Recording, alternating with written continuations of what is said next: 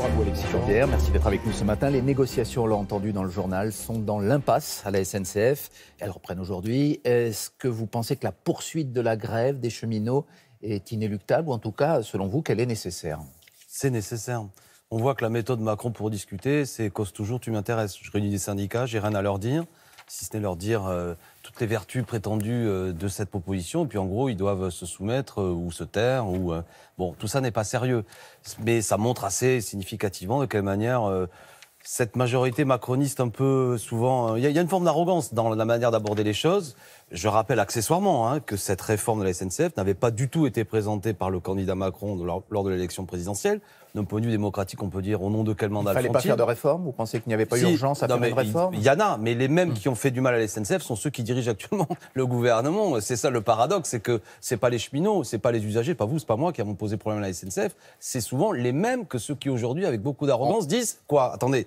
Il faut le problème. Moi, je voudrais quand même que les Français le comprennent, parce que j'imagine qu'évidemment, il y a du désagrément, mais à quoi l'ouverture à la concurrence va être positive pour la SNCF? Ça veut dire quoi l'ouverture à la concurrence? Ça veut dire que demain, il y aura des sociétés qui vont éventuellement... Ça veut dire que c'est une règle qui concerne tous les chemins de fer dans l'ensemble de l'Union européenne et à laquelle la France ne peut être souscrite. Elle pourrait, si on avait dit non. Moi, il ne fallait pas voter les pactes ferroviaires au niveau européen, tels que tous les gouvernements précédents, les socialistes, et j'observe qu'ils sont contre aujourd'hui, tant mieux, mais c'est eux qui ont tout voté. L'ouverture à la concurrence dans l'aviation, par exemple, a plutôt été bénéfique pour le consommateur, chacun le reconnaît.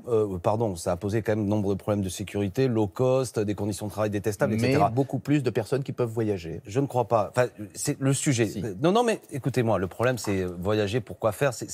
Là, on a aujourd'hui une situation de monopole qui permet que vous avez des lignes qui rapportent de l'argent et des lignes qui n'en rapportent pas. Mais comment dirais-je? La situation de monopole permet que nous puissions financer des lignes qui n'en rapportent pas parce que nous pensons que c'est utile à l'aménagement du territoire. Si vous ouvrez à la concurrence, il y aura les lignes qui rapportent de l'argent qui vont susciter un intérêt pour ces compagnies et progressivement, l'État, lui, ne va récupérer que les lignes déficitaires qui progressivement vont fermer. C'est ça qui aura lieu. Monsieur Corbière, vous avez dit qu'il y a un risque de privatisation de la SNCF. Oui, c'est ce que je pense. Le Premier ministre a répété hier de façon catégorique que la SNCF resterait à 100% capitaux publics. Pourquoi vous ne le croyez pas? Qu'est-ce qui vous fait dire Parce que ça a été la même chose sur d'autres sujets. C'était que quand il s'agissait du gaz, c'était la même chose. Ça restera un monopole public, etc. On a vu ce qu'il en était. Bon, ils disent toujours comme ça. Il y a une dimension tactique, stratégique dans la bataille.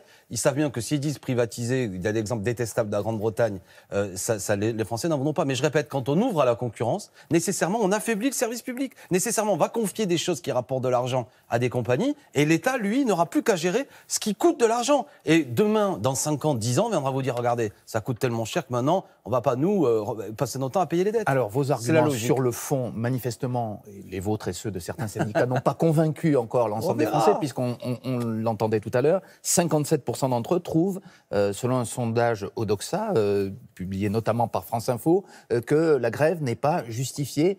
30% d'entre eux se disent gênés par cette grève. Est-ce que vous connaissez, Monsieur Corbière, juste des gens qui sont gênés par cette grève? On en connaît tous, oui. Évidemment. Non, et mais donc, attendez, il faut que une grève qui n'a pas d'effet n'est pas une grève. En France, on ne fait pas une grève comme nos amis japonais avec un brassard autour du bras. On arrête de travailler. Et par définition, comme c'est un travail utile, c'est pas des gens qui foutaient rien, quand ils font grève, ça manque. Et tant pis pour la gêne des usagers. Et c'est pas tant pis. À moins, deux choses l'une. Soit on remet en cause le droit de grève, on peut, alors il y a des dictatures qui l'ont fait, soit on a le droit de faire grève, et si un jour vous arrêtez de travailler, les gens n'ont pas les cas de vérité, ça leur manquera. Et ils diront, j'ai pas mon Wittenberg ce matin. Oui, mais le service public d'information, c'est utile. Si des profs font grève, il n'y aura pas cours. Si des cheminots font grève, il n'y a pas de train, et si des policiers se mobilisent ou j'en sais rien, il n'y a pas de police. Mais donc, qu'est-ce qu'il faut? Pas de grève. Mais est-ce que ça va être l'argument pour dire taisez-vous? Parce que s'il s'agit de terroriser tout le monde, je rappelle accessoirement...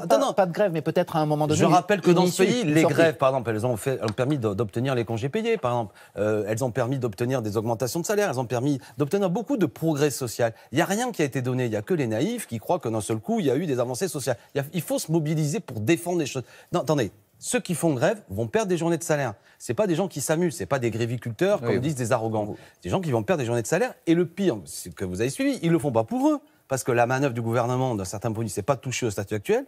Mais les gens qui font grève, les cheminots, le font pour l'amour du métier, pour l'amour de l'entreprise. Donc il faut les saluer et les aider. Et votre sondage, il dit quoi? Alors, il y a quelques jours, c'était 58, aujourd'hui 57, la semaine prochaine, ça 56. Et il y a même 51% des Français qui disent qu'il faut que le gouvernement modifie sa réforme. Vous savez, les sondages, ça va, ça vient.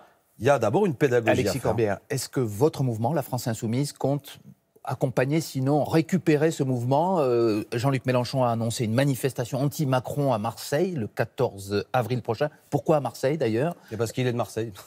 Et ça, une manifestation nationale, c'est aussi un élu national, en général ça a lieu à Paris. Non, mais attendez, parce qu'il faut d'avoir moins de monde à Paris qu'à Marseille. Quelle est la raison? Pas du tout. Pour le moment, Marseille est une ville formidable, mais il faut ça se construit tout ça. C'est pas en décrétant. Pour le moment, il faut pas récupérer, il faut aider. À Marseille, c'est pas que Jean-Luc Mélenchon, il y a la CGT, beaucoup d'organisations qui appellent à une première marche. C'est le 14 avril, et puis il y aura une autre qui est en train de se préparer à Lille, et nous voulons faire une grande marche le week-end pour permettre qu'il n'y ait pas seulement les grèves en semaine, le 5 mai. Et ça nous permet, cette grande marche citoyenne, elle a été proposée notamment, vous avez vu, par M. Lordon, Ruffin, qui sont ces gens qui avaient, de manière citoyenne, proposé ce mouvement de Nuit debout. Moi, je trouve ça intéressant. Pour l'instant, les cheminots ne demandent pas forcément que vous soyez derrière eux. Ils se sentent suffisamment forts avec leurs syndicats pour ne pas avoir le renfort des politiques. Les cheminots font un travail formidable. Et gloire aux organisations syndicales qui mènent le boulot, j'ai pas de problème avec ça. Mais vous souhaitez les accompagner. En semaine, moi, je suis pas cheminot. Je vais pas me mettre en grève comme un cheminot. Je suis désolé, je le suis pas. Et beaucoup de gens le sont pas. Par contre, je suis solidaire avec eux et j'offre une proposition qui permet,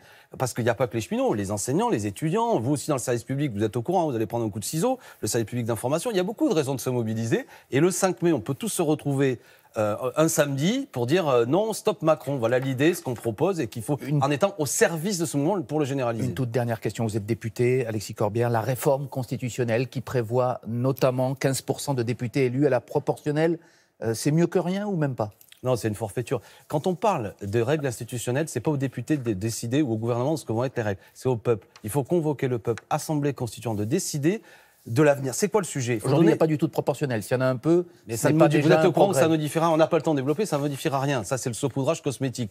Écoutez, ce qu'il faut aujourd'hui, c'est donner des droits nouveaux aux citoyens. Moi, je propose le droit de révoquer les élus en cours de mandat, des pouvoirs nouveaux pour les députés, pour qu'il n'y ait pas la toute-puissance présidentielle. Là, dans ce qui est proposé, c'est un amuse-gueule qui consiste à dire il y a trop de députés, payés à rien foutre, je vais les diminuer. Bon, ça s'appelle de la démagogie. Moi, j'ai une proposition à faire. Si on veut diminuer le nombre de parlementaires, on pourrait supprimer le Sénat. Ça nous rapporterait de l'argent. Et il faut renforcer le Parlement pour éviter que ce soit la toute-puissance présidentielle telle qu'on le voit aujourd'hui. Eh bien, merci pour ces explications et ces propositions. Merci Alexis Corbière. C'est à vous, Laurent. Et très bonne journée. Merci, Jeff. Bonne journée à vous deux, messieurs.